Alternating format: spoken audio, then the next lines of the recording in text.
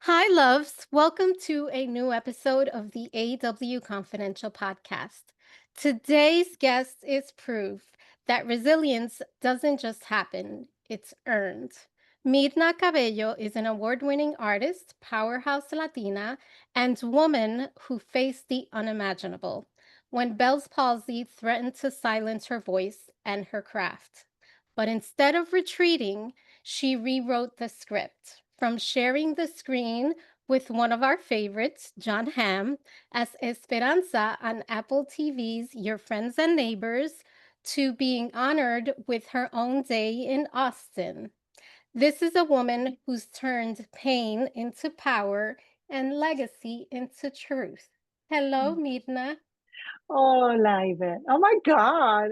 I want to like record that and keep it with me all the time. Everybody says that. Oh, that means a lot. Turning pain into power is something that is just when you listen to it, it has power. We all have pain points, and I think in some cases they can really take us down, but they can also help us rise back up again. So I'm so happy to have you here. And I mean, congratulations on all these wins. You deserve Thank it. you. Thank you so much. I'm happy to And be here. yay! And yes, and thank you for being here because I know you're a busy Absolutely. lady. So let's start with the present. We'll start with the now. Your career spans, and correct me if I'm wrong, music. That I'm a musician as well. Yes, Yes, I I love am. it. So, music, acting, and storytelling. But today, who is Mirna Cabello showing up as? Today. Oh, I think I'm just showing up as what you said, the truth of who I am, of all encompassing everything that's happened to me. I'm bringing all my past, everything. So I am just this woman that has been through a lot and is still persevering. Here. And Yeah. she's stronger than ever. Oh, yes, baby. And I want to ask you about that moment that changed Yeah. everything because well, first of all, it's fair to say that it's never one moment, but that moment that you can think of right now that changed everything, can you take us there to that place when you were diagnosed with Bell's palsy and what was Mm, going through your mind? How did the experience change or shift the relationship with your craft, your body, your identity? Because I was diagnosed with Graves' disease a couple years ago, oh my gosh. and I remember I felt my body betrayed me. So Bell's palsy is something that is, I mean, it's scary as well. Yeah. And, I just kind of want to get an idea of that pain point for you because that must have been difficult. It was. I was recently married. And yeah, I woke up. Congratulations. Yeah, thank you. Well, recently back then. Pero congratulations, it's still going. Okay. But yeah, so at that point, and I woke up and I couldn't feel my face. And I was like, I thought at first, I'm like, oh, what is, what's happening? So I guess in the beginning, it was just like, what is happening? Like trying to understand, am I imagining this? Is this really happening? Of course, I called my husband. He had 911. The thoughts that ran through my brain were brain tumor, stroke. What's next? Am I going to be able to open the door? So it was a matter of like him, go open the door, go sit down, all of that. And when they came, of course, they did all the testing. They were wonderful. Yay for our EMS people, right? Um, and they were like, no stroke, but you're going to have to go to the doctor because we're not quite sure. This could be Bell's palsy. And I never heard of it. So I was like, that sounds terrible. And when I went to my doctor, of course, they did the MRIs and the everything, and it ended up being Bell's palsy. And Bell's palsy, is basically like damage to a cranial nerve and so what happens is all motion stops on one side of your face. And so it continued to get worse. Like he told me it's going to get worse to the point where you can't, I could, I could not shut my eye. And I actually, the creative that I am, I have videotape of all of this. I videotape myself, like journaling through it. And I remember thinking, oh no, because I had booked something and I had to cancel. And because I couldn't speak, everything was slurred. And ironically, Bell's palsy, the B's and the P's are the hardest to pronounce when you're paralyzed. So I was like, this is so, I was just thinking all these like things, how ironic in my body doing this. And then I thought, okay, well, God has another plan for me. And I thought, you know what? I released it and I said, I'm starting to get sad about it. It was like, it's okay. This is not meant for me. Then my journey, I have another journey to take. And I remember praying and saying, God, just don't take my voice away. Let me still be able to sing and to speak and everything. And so I remember that I had a music gig with my husband. We had a band. And they were like, you should cancel. I said, no, I don't want to cancel. This is the one thing that's going to bring me joy. And I want to do this. It was like a huge party for this gentleman that used to hire us. He would have parties and we'd play. And I took out my big old sunglasses. I wore big sunglasses and I sang my heart out. And I was like, I'm just gonna, and if anybody asks or if anybody notices, well, lo and behold, when we took a break, several people came up to me. And this is the power, like you're saying, Yvette, the power of you sharing, how it brings us all together and it makes us feel connected and not alone. This one guy, he came up and he had Bell's palsy. His was incurable. He actually had fallen off his bike. And so he severed the nerve to a point where there was no return. So he remained that way. So we had a long talk about it. Then another woman came and talked to me and said, I know somebody that has Bell's palsy. And, they were asking me, what are you going to do? Is it, and I just started researching. I'm one of those people that it's like, I Curious, find, right? oh my Inquisitive. God. Of Yes. course. As I see you are too. I was like, what Yeah. is this? I want to get better. What can I do? Everything that I researched was saying acupuncture. Acupuncture is what helps. Acupuncture. Yeah. So yeah. So I had been a couple weeks of this and finally got into like one of the top acupuncture guys in Texas. I was in Texas at the time. And for the first time I had movement. He did his treatment. I walked out and he said, I had another patient like yours that waited. They had Bell's palsy because it can last for a long time on some people. I was going to ask you, how long does it last? Is it a few weeks, months? Do It's a you roll of the know? dice. It's a roll of the Wow. dice. Like apparently younger people can snap out of it quicker. Older people not so fast. Some people get left with the residuals of it. So when I went and did the treatment, I was just like, "Ay, Diosito, por favor," let this work. And he did it, and then I started feeling movement. And he told me he'd had someone that had been, I think he said between 10 and 20 years had residuals, and finally went to him and it was like a miracle. They got their face Mm. back and they were like, oh, so I was lucky. It took me like a year to finally be able to feel like I had my own mouth, like I could speak and do voiceover and be in front of cameras, and Wow. audition and not feel like, oh, what is this side of my face doing, because I can't tell, So like if I you smiled it would. you must have lost your your part of your identity at that I point. did. How did I you did. manage that? I I think know it was prayer and meditation for me are my soul needs it literally. So how did you absolutely deal with it? the same. The I same. had a lot of faith and prayer, and I thought, I was grateful that I could still sing. Ah, My voice was unaffected, even with having paralysis. I could still sing. So I was like, well, this is where I'm going. So this is where God wants me to go. So we're going to go there. I was sad. It's weird because you would think I would have been like destroyed. I was in the beginning just not knowing, but then it was, I guess, my faith that just kind of said, okay, But it's deep that breath. fear of I think the fear of the unknown is one of our greatest fears. But I once agree. you knew what it was and once you started taking action, that kind of shifted things for you, it sounds like. Did.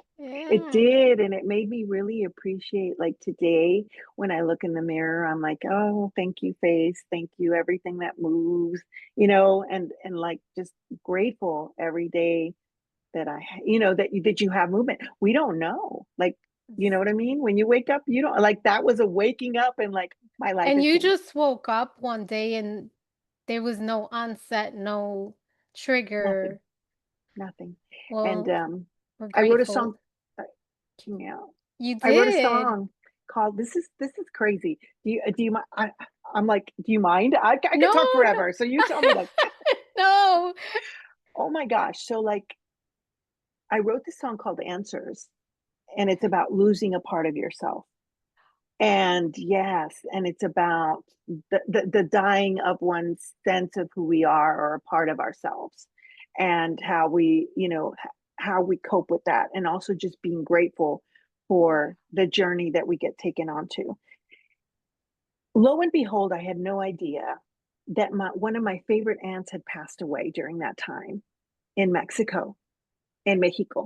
And I was not told. My mom said that the doctor said not to tell me. I'm looking over there because um, because the stress is not good for Bell's palsy. Girl, stress is It's toxic not good for for our anything, right? bodies. Oh my gosh.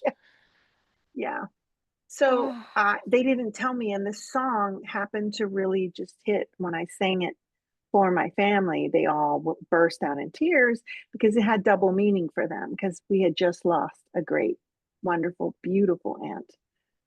And I was unaware. And 6 months later, when I was recuperating, they finally told me. So I was delayed in my mourning. Everybody else had mourned and had gone through the grief, and I had just stepped into it. It was weird. Yeah. oh. Yeah. Yeah. Well, I'm as you're telling me the story, I'm thinking about, you're a singer, you're an actress, you're doing all these amazing things in front of the camera, Yeah. and then you get this diagnosis, you're going through this process. And I I know for me, confidence is a big thing. Mm, I don't feel confident every day. I don't. But I know when I'm unwell, my confidence just drops to the floor. mm, So, being that you work in an industry in a world that's so about appearance and performance and the way you look, and how did y- how did you balance, like, when you came back, that confidence? How did you build it up? Because I imagine you lost a little bit of it. I did. I did. But I think it was a day-to-day thing. It was building blocks. Like the first time I got out and auditioned again. It was Mhm. scary. And I'm the type of person I'm not very good at hiding my emotions, especially, Girl, when they're neither am right I. here, right? So I remember the casting director at the moment that I auditioned for and told her, what was happening. And she just, boosted me up and said, I can't see it. I don't see it. I know that inside you feel, but I don't see it. And you just do you. Like she, yeah, it's like I think a part of it isn't just about ourselves, it's about our community and people, telling you and filling you back up. Like our little gas tank goes down and we go to our little gas station with all our little people. And so they just, it's like, fill me up right now. you know? Well, And they that's why your tribe is so important, right? The people that you surround yourself with. absolutely. And I think Oh, that that was and I will tell you this too, that going out, I had to talk about confidence, like, I was like, "I can't stay shut inside. I have to I can't not show my face," right? Even to just go to buy groceries and to do things, like, I could have easily just said, "No, honey, I'm just no, I just can't," right? But noticing also there was a lot of pain because I would wear big sunglasses, and I'd be, like, just kind of and then when I'd eat, of course, food would drop out of my mouth, which was not, the ideal situation, but then something happened that watching the reactions of people, you had people that would be I remember this one person very, very clearly. I am so clear. I went to get ice cream, and there's like this famous ice cream in Texas, Amy's Ice Cream, and so I went up and ordered from a little. They have like a walk up. You walk up to the little window, and she didn't flinch. She didn't anything. She was like, "Hi, what do you need?" And just like, nothing. Which is how my husband handled it. My husband never like was like this. But then I also saw the other side of people like, oh my God, like, oh, what's wrong with that person or whatever. And I started to really fill myself with compassion of people that do have disabilities and how horrible they're treated, you know, and whether that's mental disability, physical disability, physical, yeah, I think I think as a whole society is lacking a little bit of compassion. yeah, Uh, yeah. so So getting to be in that skin, for a bit, um, it was very eye opening. And it was very like you just really got to see people for who they are. well, Like, yeah, I feel that, and I had read about your story, but now that I listened to you and thank you, you're sharing those absolutely. experiences. You're so inspiring, and you are so just humble about your experience, and I don't know, I feel that you have a lot of compassion. I do. So thank you for sharing that with me. Absolutely. Now, you've been named one of the 100 most influential Latinas in Austin. Congratulations. I love Thank that. you. I do too. And you have a day, which is pretty amazing. I read that you have a day named in your honor. Yeah, in Austin. You deserve Yeah, it. You deserve it. thank you. You're amazing. I Oh, mean, what does your legacy look like to you? Because just this story alone is going to inspire so many others. I But when hope you so. think about your legacy, like how do you think people will think about you? Or what What do I you would hope people remember most? I think you hit on it. I would like to inspire people and that I brought kindness and joy to people Mm, and made people feel like they mattered, that everybody in my circle knows that I love them and that people know that they matter. I mean, it's important to me, I think, to have that, to have somebody like see you as somebody that's contributing, to society and to your tribe, to be of service, right? to be of service. Yeah. Because if I can come in and light up a room and make somebody who's maybe not having a great day and listen, you know, and let them get it off their chest or whatever, to be of service in that way, I then love it. that that would be that would be great. Well, Yeah. in my book, excuse the French, you are a badass. So that's all I have to say. Let's get t-shirts. Hey, we can wear them on your day. So, who is Myrna Cabello behind the spotlight?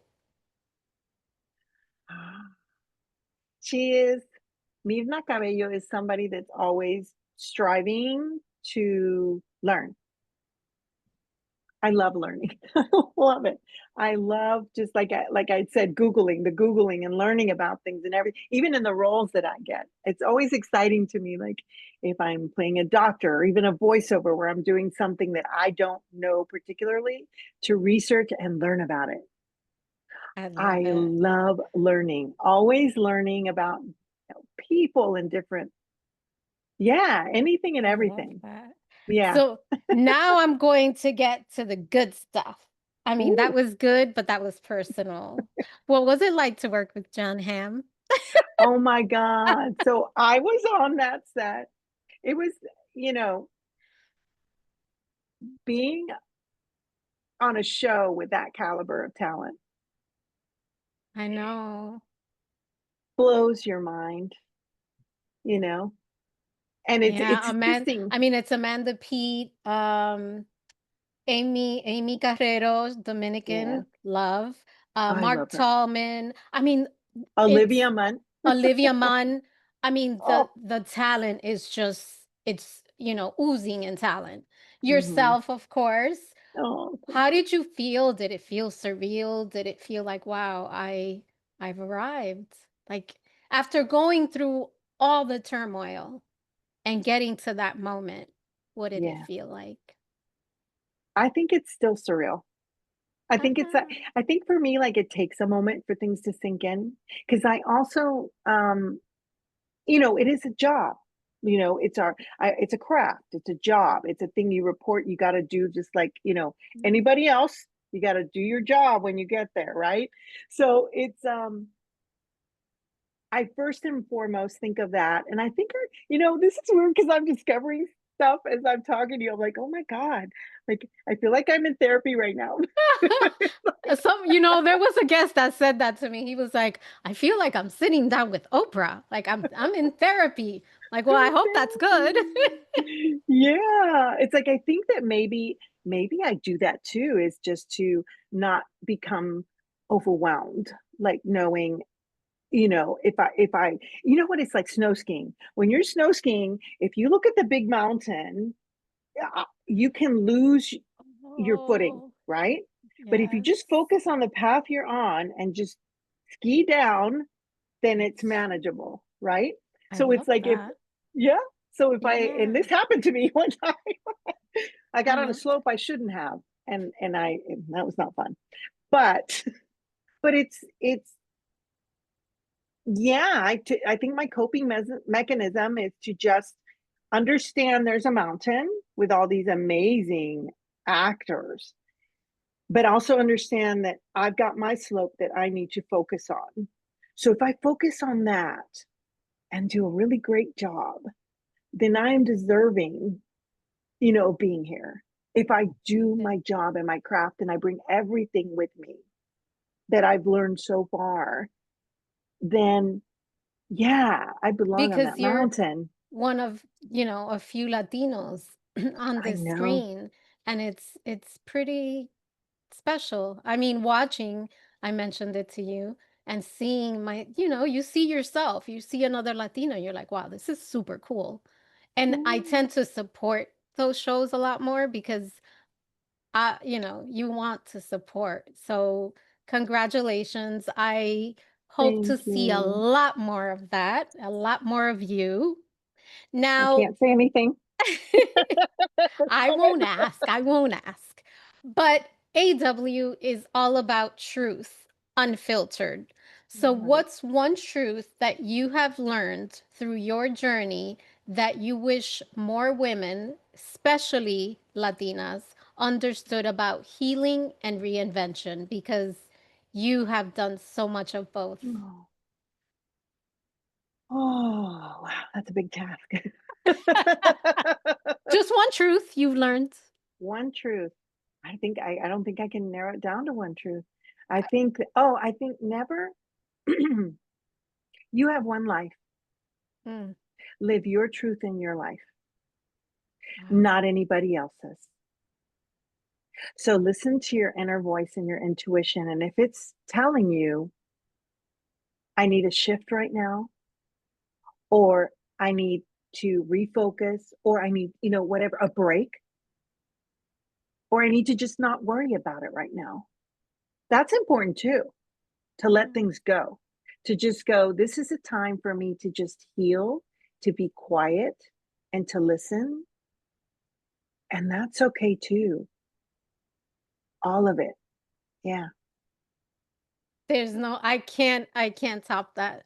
Myrna, thank you thank you so much, Oh my God. for your honesty, for trusting me with your story and wanting to share it. Thank you. Can you share with our community how do we learn more about Myrna Cabello and what she's doing next? I know you can't tell us, but No. Well, first of all, I need to say I have enjoyed this thoroughly. This has been, I really appreciate all the really introspective questions. Thank you so much because it made me really like back about these things. And I think that's important too, to reflect back in your past and look back and 100%. then go, oh my God, I've gotten this far, you Yeah. know? But I forgot the question because I'm just gabbing. Your socials, your website, Okay. how do we find you? Okay, so I am on Instagram. Right now, I'm cabello.myrna or cabello.myrna, which is, I was telling Yvette earlier, I go by Myrna and Myrna, both, but I'm Latina, I it's say a Latina Mirna. thing. Yeah. And I love that too. I love it all. So why limit ourselves, right? Okay. And Exactly. also, myrnacabello.com, you can see me there. And then my husband and I in our band are Myrna and the Bulldog.com. But my Instagram's mainly the main space where I'm putting stuff out. Love it, and I'm Definitely. already following you, and I'll add it all to the Yay! notes. I'll follow Mirna, you thank you too. so much. Best of luck Thank with you. everything. We'll have to have coffee one day. Yes, And I look forward to that. and thank you, loves, for joining us on this episode of AW Confidential. Talk to you soon. Bye. Oh my God, that was it.